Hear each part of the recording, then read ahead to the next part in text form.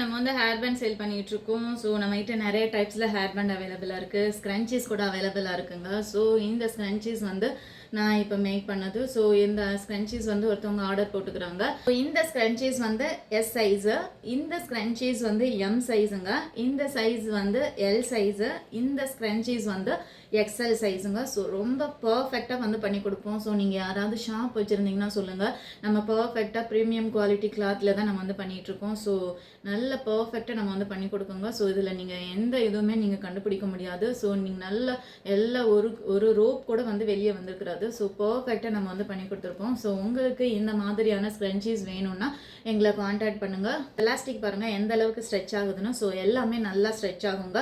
So உங்களோட ஹேருக்கு எந்த டிஸ்டர்பன்ஸும் இருக்காது. ஸோ ஈஸி டு வியருங்க. ஸோ போனி யூஸ் பண்ணுறவங்க, பன் யூஸ் பண்ணுறவங்களுக்கு எல்லாமே பர்ஃபெக்டாக சூட் ஆகும். ஸோ நம்மக்கிட்ட வந்து பவ் அவைலபிளாக இருக்குது. ஸோ